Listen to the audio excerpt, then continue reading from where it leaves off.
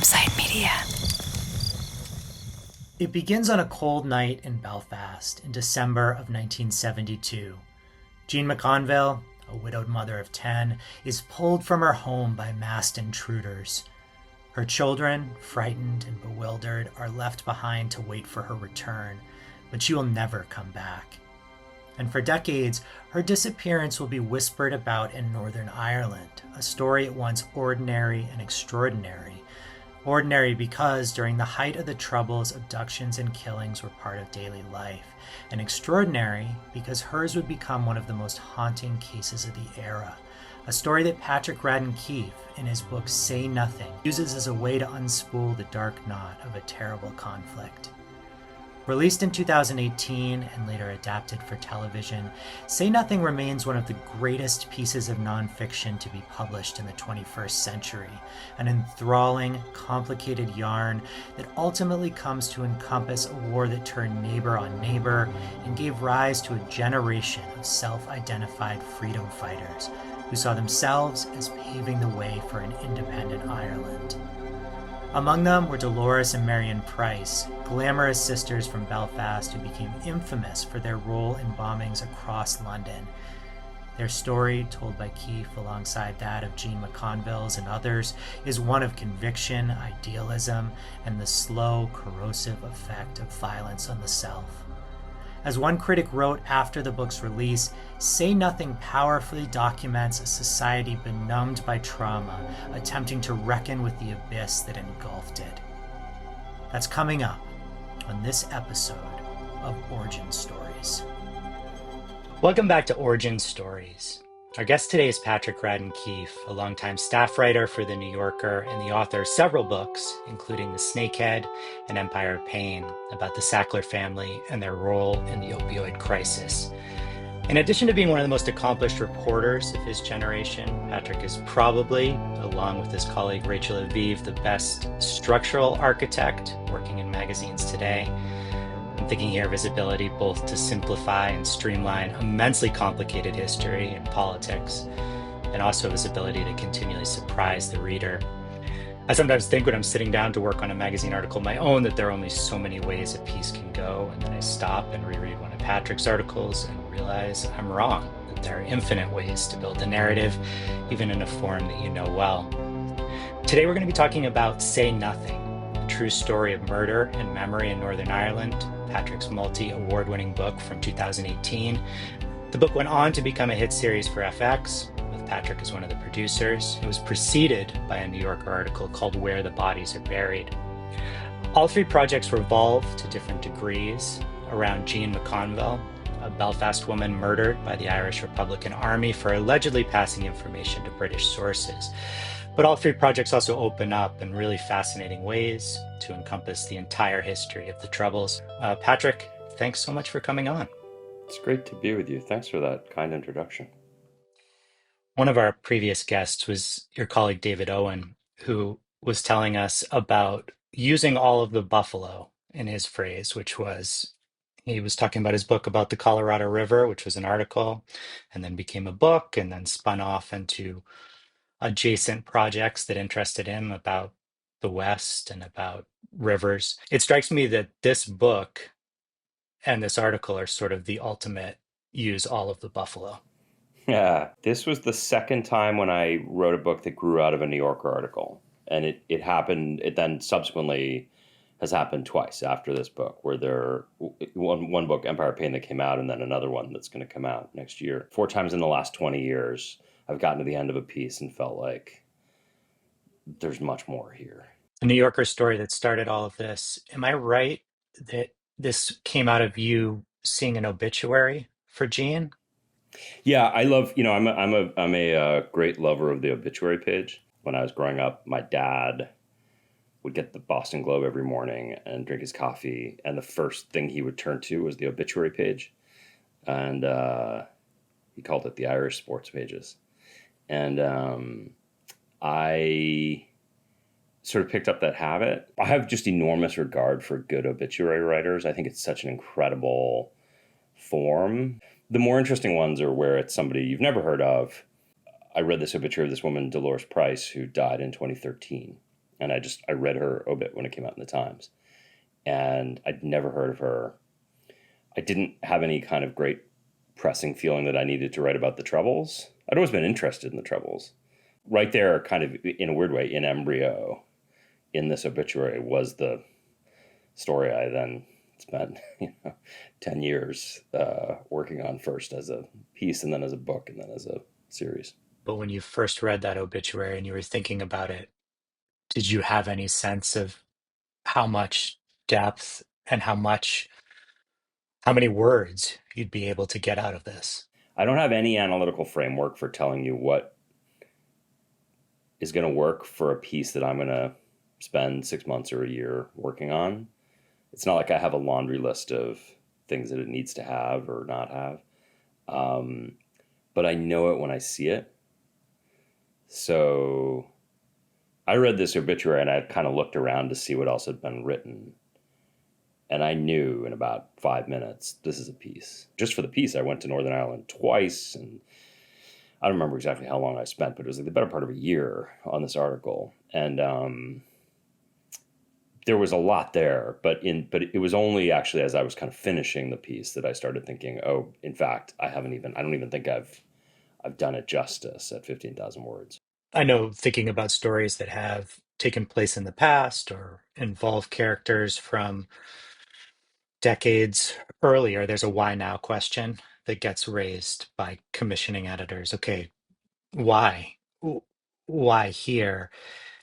Did that question come up? Yeah, I mean, I think that question always comes up. There is a why now question. And in this case, the thing that was really fascinating, and this is part of what gripped me from the beginning, was that, this woman, Dolores Price, had joined the IRA as a young woman, kind of just out of her teens, along with her sister. They'd become the first sort of full-fledged female soldiers in the IRA. She had, done all these kind of IRA missions. She'd led a bombing raid on London. They'd bombed the Old Bailey. She'd gone to prison. She'd gone on hunger strike. She came out and married a movie star. She had this very dramatic life. But it emerged that after the peace process in Northern Ireland in the late 90s, she developed some real misgivings about some of the things she'd done when she was young. And she took part in this secret oral history project at Boston College, where she, in under circumstances of great secrecy, spoke for hours and hours and hours on tape about the things that she'd done when she was a young woman in the IRA. And in so doing, like, totally violated one of the signature prohibitions. I mean, the name of the book is Say Nothing, right? Like one of the big kind of prohibitions of life in the IRA. And all of that was actively unraveling at the point where she died. And so it was kind of the perfect story, because she had died in the middle of it, like, emerging that there was this secret archive and the authorities going after Gerry Adams, and they had this new evidence. I liked the kind of tension between the idea of two time frames, that there would be a sort of historical story about, we haven't talked about it yet, but this crime that happens in 1972 that she'd been involved in. But then the idea that the past is very alive in the present. And these things that happened in 1972 were playing out in enormously dramatic ways at that point in 2013, 14, 15. Those two types of time frame stories are fascinating to me too. It's hard to make them connect often, isn't it? It's hard to when you're thinking about them literally, if you're mapping them out. The challenge is making the pieces fit together. I think we all have like our reader brain and our writer brain, and too often they don't talk to each other. And so I've noticed this thing, sometimes if a young journalist will send me a draft of something or what have you, and I'll read it, and they'll do some thing, and I'll say to them, like, when you're reading and you encounter a writer who does this thing that you just did, doesn't it drive you crazy? Like, people send me a pitch that they want to send to an editor, and it's like, and I open it up and it's 3,500 words, and I'm like, do you get email? Like, when you open your email and it looks like this, does your heart quicken and you think, okay, I'm gonna carve out the next hour figuring out what the hell this person is saying, or does your heart sink? And do you think like, God, I wish I didn't have to deal with this? I think it's very good if you're a writer to kind of, in a way, have a sort of, it's almost like an open notes document with yourself when you're reading anything, an email, an article, a book. What pulls you in? What casts you out? And so when I think about those time frames, the two time frame stories, I think the obvious move, and I've done it too, is that you come up with a kind of a rigid structure where you're like tracking back and forth in alternating sections. And to me, that becomes like painfully monotonous as a structural device. And so that was the kind of thing I was trying not to do here. So then the question is like, how do you hack that? Like, how do you come up with a kind of more original way of telling the story? And I don't have the answers, but but I know what I don't like, and I'm kind of trying to fumble towards something that I would like. I want to read you the first sentence of the article, and it's got like a nice Elmore Leonard simplicity and compellingness to it. It says it goes, Gene McConville had just taken a bath when the intruders knocked on the door. Did you have that line in your head when you sat down to write? Was that one of the first things that came out, this scene, this door knock? There's that question of kind of where do you drop the needle on the record? Like, where do you start? Um, and in some ways, this is like my favorite aspect of all this work is you take something that happened in real life, you gather all of this hopefully like wonderful kind of tactile, high fidelity information, and then you figure out how to arrange it in the most pleasurable way. And so, of course, you need to tell the story of Jean McConville, this woman getting taken away. It's very dramatic. Her kids are there. These guys come to the door with guns. Um, and ultimately, it seems like a logical place to start. There's like a sort of Chekhov's gun thing going on in that sentence where, and I have found that like anything you can do, again, just to sort of reveal, like this is me, right? Like, my brain doesn't work the way it worked before I got a smartphone. It has like slowly deteriorated, and I have become much more impatient. And so, anytime I'm reading anything, if I'm being perfectly honest, whether it's a book or or a magazine article or a newspaper article, subconsciously, I am looking for the first off ramp. I'm looking for the moment when I can stop reading. And I'm not doing this consciously, but there's just a part of me, there's this thing where I'm like, okay, how much of this do I need to absorb before I feel like, okay, I got it. I know I can move on to the next thing. I hate that it is this way, but it is this way.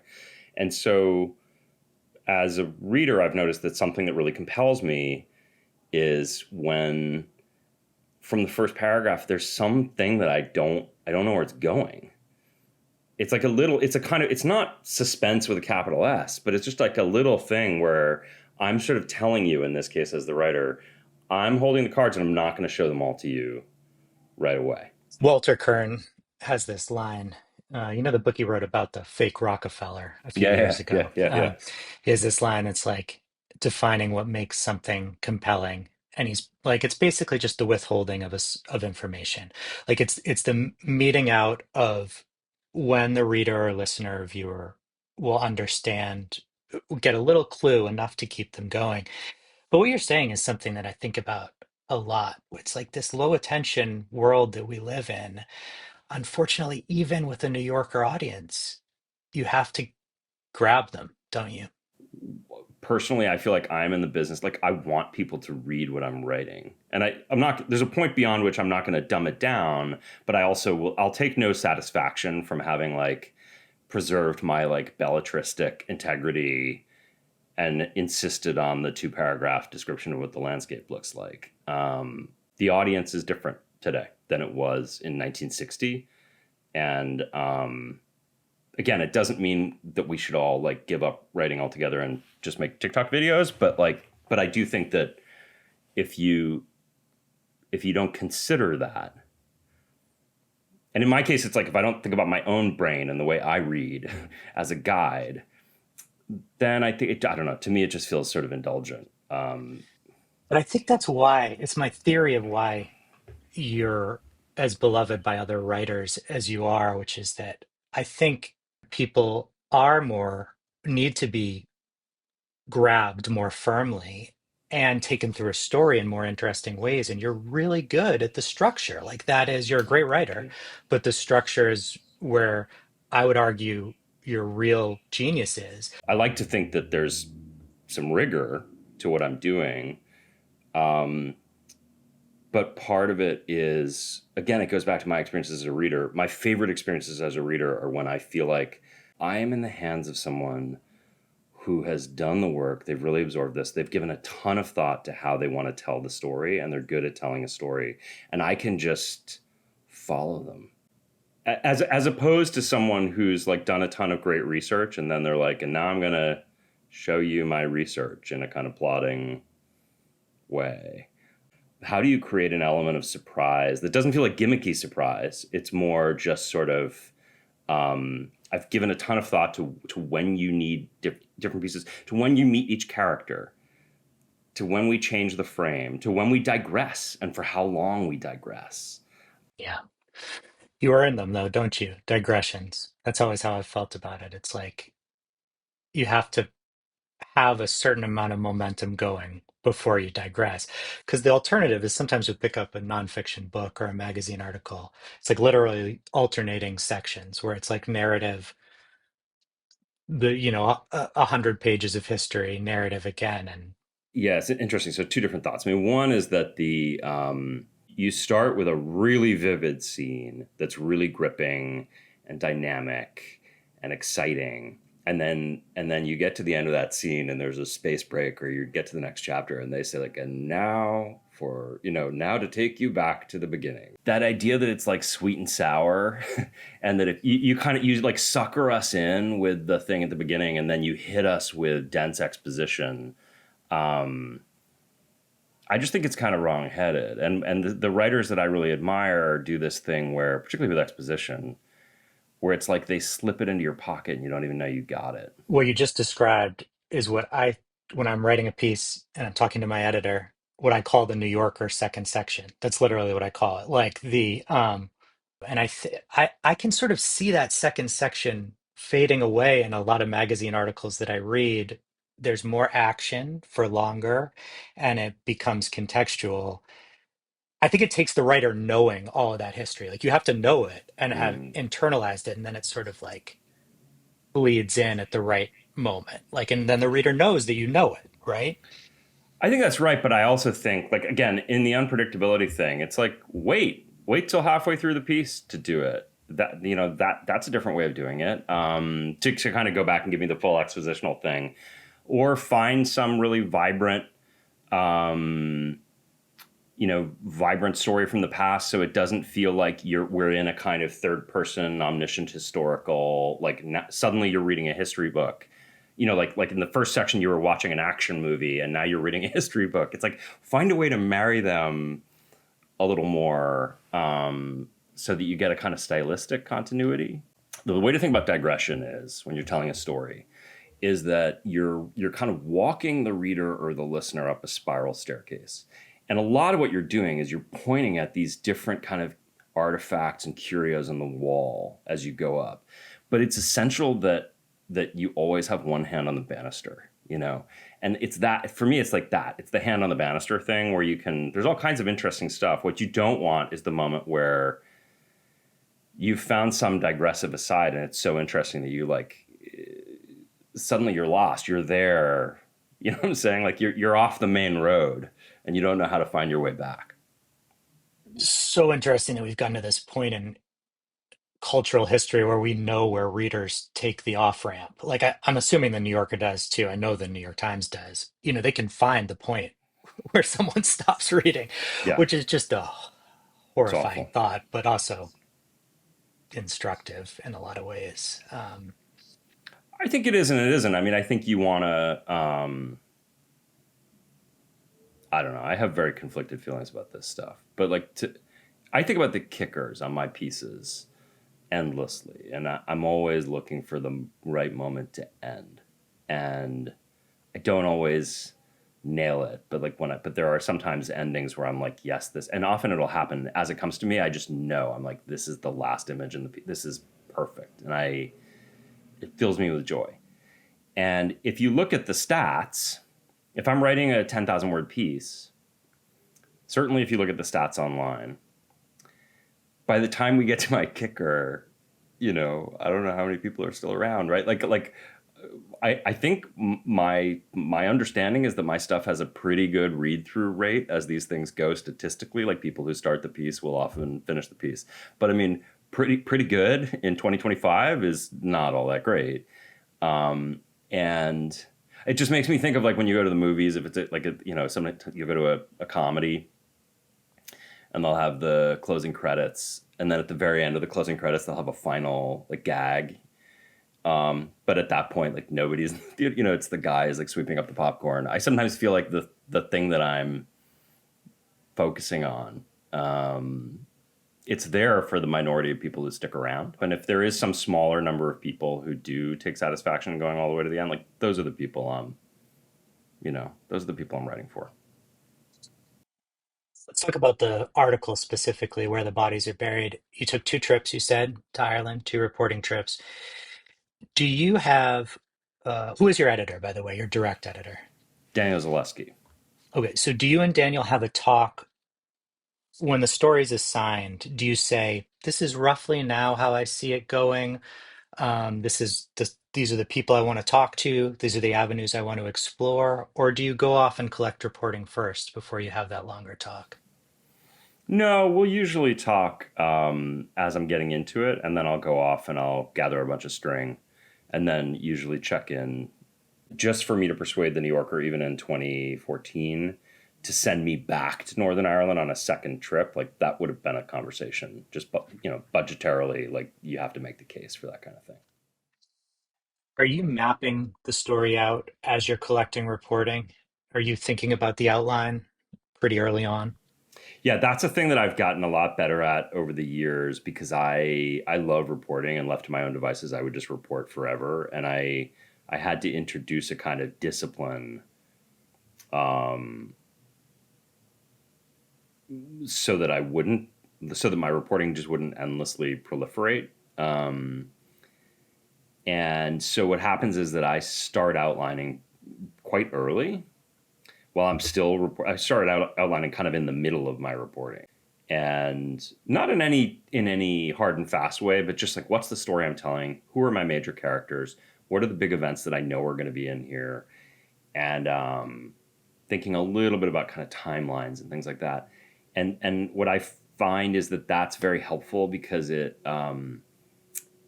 then directs the rest of the reporting. Suddenly, the reporting is no longer this kind of this thing that can just kind of go out and out and out. It becomes more focused. It's like, okay, well, if this is the beginning of my story and this is the end, then this thing that happened at like T minus 10 years, I don't actually need to spend the next 3 days doing research on that because the likelihood that it's going to end up in my piece is very low.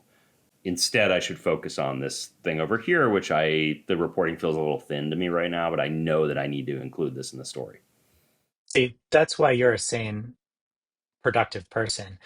I take the opposite approach and suffer for it, which is the E.L. Doctorow. He once said, like, there's one headlight leading through the dark, and I'm just following the headlight.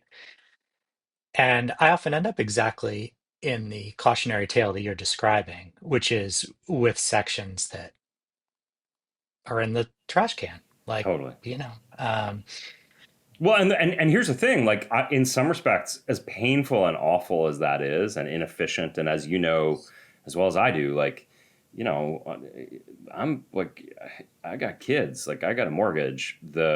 We get paid by the word that gets published, not by the sweat equity of like all the great reporting we did.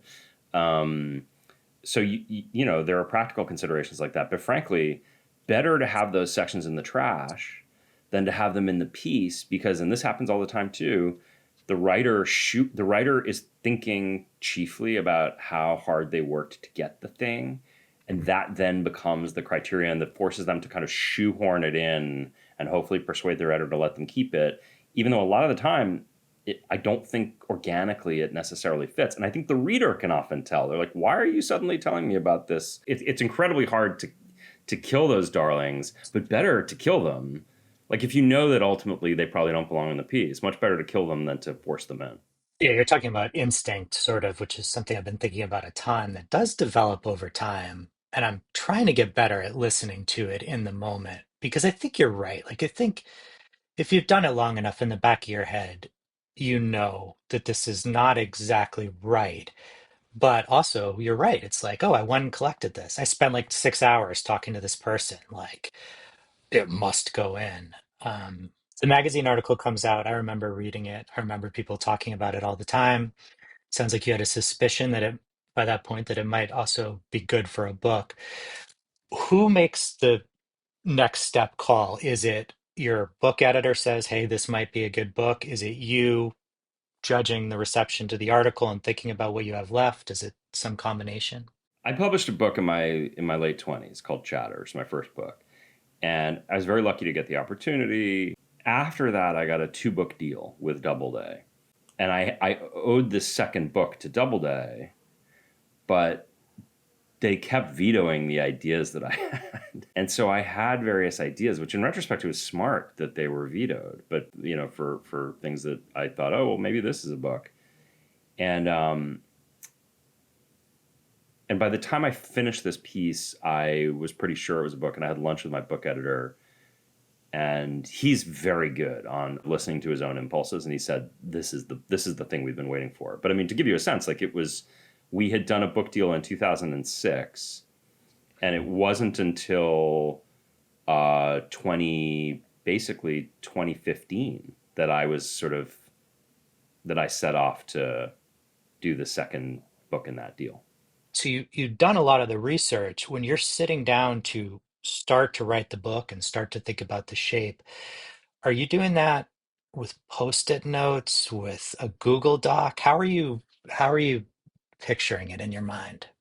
Yeah, I mean, in this case, there was a lot more research subsequently. So it wasn't a situation where I sort of thought, okay, I've got the research, and now I'm going to take this article and turn it into a book. I ended up making 7 trips northern out. So I did 5 trips subsequent to finishing the piece. On that book, I used Scrivener, the program. I didn't write in Scrivener. I ended up writing in I write in Microsoft Word because I'm an old man.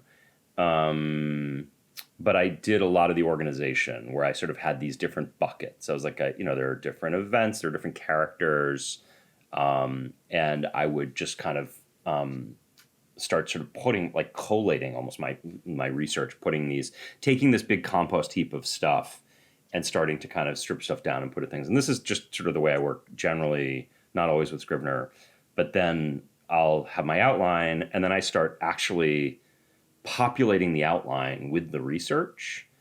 Mhm. And so by the time I sit down to write, it's like I'm essentially putting the finish work on the stuff that's already kind of roughly in place, if that makes sense. Scrivener, for people who don't know, is like it has a bar on the left side that you can divide into like different chunks, which you can then populate as you say, and then you can export the whole thing. Um, which is really helpful. I can't write in it though either, although some people Yeah, do, right? Some they people do. just take it and write it. Um, when you're talking about the sort of smoothing over, which I guess the metaphor that comes to mind is you like build a cabinet. My brother-in-law builds cabinets. He like jams the big pieces together, they get glued together, and then you have to um, make the seams, make the places where the wood comes together look Totally. beautiful. Yeah. So that's a different kind of work though, isn't it? It's a different, at least in my experience, requires a different part of my brain to do the smoothing than to do the organization of research. Yeah, I really like that cabinetry metaphor. The thing that I always think about is a chef, and the whole notion of like mise en place, right? That you do like all this prep work, and in fact, at least for me, like when I'm writing, I don't want to, because of exactly what you're saying, which is different parts of your brain. the last thing I want to do is have a thing where in my mind's eye I'm like, oh, there's this great detail. Damn it, what notebook is it in? Like, like what? And then they suddenly be like looking at the index of some book or whatever, trying to find, like, going away from the page. I want to have a situation where I sit down to actually create. Like, I write fast, and it's almost like a kind of fugue state when I'm really writing. Like, I'll write 10 hours a day, and I'm in it, and I'm totally absorbed, and I go to bed at night and I'm still thinking about stuff, and then I wake up in the middle of the night because, or I'll go for a run and like something will unlock and I'll realize there's some turn of phrase. This is like one of my favorite. It doesn't happen all that often, right? But it's these kind of brief, concentrated times when I'm writing, and I think that if I can make it that way, I think you feel it on the page, actually. Like that there's a sort of energy and like a spontaneity that can come across in the good moments. On the page, there's a sort of velocity almost. And so in order to try and do anything I can to like orchestrate a situation in which that's working, in which that you can kind of make it sing like that, it's essential for me that everything be within reach, that there's never that moment where you're like, oh fuck, I didn't mince the garlic, and you have to stop and mince the garlic. You want to be able to just kind of reach for the thing that you need and throw it in. Because that's what kills you, right? Like if you have to stop and you're like, oh shit, I don't know what the piece of chord of 1650 is, and then suddenly you're in Wikipedia and your life, so the It's flow state is deadly. gone. It's Yeah. deadly. And the thing is that, it's, you got kids, like, it's it's already like, if you have a family and you've got other obligations and you want to be sort of present in the lives of the people around you, there's already so many things that are kind of jerking you out of that place that you need to be, that what I want to try and do as best I can is sort of minimize the self-created things that do that. I think you can see in on the page when people are obsessing over something too much. They're like straining to make a scene work, uh, as opposed to the flow state you're describing. I often think I can see it on the page in a magazine article or a nonfiction book. There is a specific energy to it that is, I don't know, it just moves in the same way that it was probably put on the page. But it is hard to get to that place. Somebody once compared writing um, to like if you see a duck gliding along a pond, and when you see the duck from the surface of the water up, it's like glass, right? It's just like gliding along. It's totally frictionless. It's this kind of amazing, effortless thing. And what the reader doesn't see is what's happening under the water, which the duck is like furiously paddling underneath. And so I think that's the other thing for me, is that you don't want it to feel labored. Um, you want it to feel kind of very casual. And even if some of what you're doing is you're taking what actually was a really laborious process and retroactively trying to make it look easier than it was, because you don't want the reader to be kind of bogged along. For the reader, it has to be this kind of sort of frictionless experience. You trust yourself more than you did 15 years ago as a writer? Yeah, much. I should say I don't have any sense that, like, right now I trust myself a lot. I'm sort of interested to know if there will come a point where I don't trust myself anymore, because I think that, not everybody. I think doing this is hard, and um, I hope that I can kind of hold on to my. I mean, to name drop another colleague, like I look at Lawrence Wright, who's almost 80 and still doing the work at an incredibly high level. I hope that, I hope that 30 years from now, that's me. But I also feel as though if that is the case, statistically, I will be lucky. Part of it must be being able to continue to find the joy in the process. Like I suspect why some people eventually drop out of certain creative pursuits is they feel exhausted with it, or they feel like they've done it, or they feel like they've said one particular thing that they need to say. Um, so you have to be excited over and over again. Like, I think a lot of the reason that a lot of people do stop is that the work is like innately hard and exhausting, and you want to feel that kind of joy and excitement, but also that um, the industry is brutal, and it's like it's very very difficult to make a living and have a family and pay your rent and do this kind of work.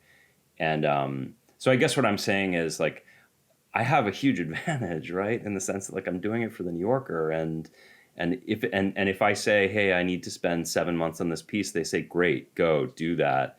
And I recognize that it's very very often not the case that people have that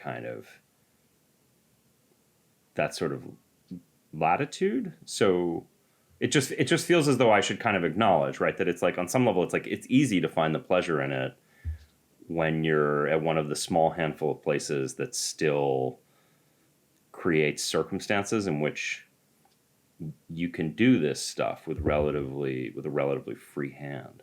I feel like I am optimistic about the future of a certain type of long form narrative writing just because I haven't seen the evidence yet that people don't want it anymore. Like they do still want it. It's very clear to me that they do. What does worry me is the lack of infrastructure to make that kind of writing really good. And I think about editors specifically. There's a dwindling number of human beings on this planet who were trained at glossy magazines to edit 10,000 word pieces and also who don't want to be a writer. I think this is really important, who like they are an editor. That's how they see their world and their life. And I guess I'm fixated on this because I know the consequences of not having those people around. Completely agree. And I mean, I would go beyond that and say that this is true with, fact checkers, copy editors, all the rest of it. And what concerns me, I entirely agree with you that I think that I think all of us from practically from infancy, like we like to be told a story. And I think narrative is ultimately one of the kind of defining sort of building blocks of like how we process information as humans. So I feel pretty good about the prospects of a continued demand for that sort of thing. Where I worry is that, I mean, the thing I always think about, I confess, is the wonderful Paul Thomas Anderson movie, The Phantom Thread, where the Daniel Day-Lewis character is like still making dresses the old-fashioned way, and you get the kind of rise of the mass market and clothes that are produced in factories, and there are these moments in the film where it's like, don't you realize, like the consumer doesn't, they can't tell the difference. Like you're doing this stuff, the kind of high thread count equivalent, and the consumer kind of doesn't care, and that's where I worry, is that you could have a universe in which there are still 8,000 word articles written by terrific writers, but that the industry has kind of reconfigured itself in a way that they sort of say, but ultimately, who, are people going to be able to sort of spot the difference and care? Do you really need to go back to Northern Ireland the second time? And I've been spared that, and I would imagine you have too. But it's in the long run, that's the aspect of it that I worry about. I think you're probably right to worry, especially when so much can be made automatic through AI or through whatever technology is going to come down the line. And but I also think there's no replacement for it, right? Like the stuff that you get on reporting trips is not replaceable at the moment. Well, You yeah, know, and the relationships. I mean, the for me, it's doing things the slow way. Stuff shakes out. I mean, there's a big kind of revelation at the end of Say Nothing, where some pieces clicked into place, and I sort of figured out who did this murder in 1972. That happened at the, like the book was written. It happened at the very end, and in a universe in which I'd gone back to the New Yorker 6 months earlier and said, okay, well, the book has to be done now, I would never have gotten there. this is the last question for you. I know you got to go. I'm curious about the adaptation, which you were involved in for TV, but I'm really curious about what it was like for you to personally watch your work be rendered onto the screen when you sit down and watch it for the first time. Really watch it, as from beginning to end. Mm. And what did it feel like to see that on the screen? I was totally delighted with how it came out and intensely relieved. Um, and and then sort of surprised and overjoyed by the public response, both here and then. I mean, we just got nominated for an Emmy, like it's won a bunch of awards. It was hugely popular in Northern Ireland and in England in a way that I honestly had sort of thought was impossible. And it was humbling for me because what it tells you is that like drama has an ability to sort of cut through political predispositions that I think far outstrips what nonfiction, I'm afraid to say, can do. It's not to say that my book didn't manage to do that, because I think it did in some measure, but it was nothing compared to the kind of machine of identification. Like there's just the sort of that idea of like the empathy machine, as Roger Ebert's quote about television, that you watch a character and there is a sense in which you, whether you want to or not, you identify with them, and it allows you to kind of see things from a different perspective. Thank you so much for doing this, Patrick. I really appreciate it. Thanks for having me. Great to chat.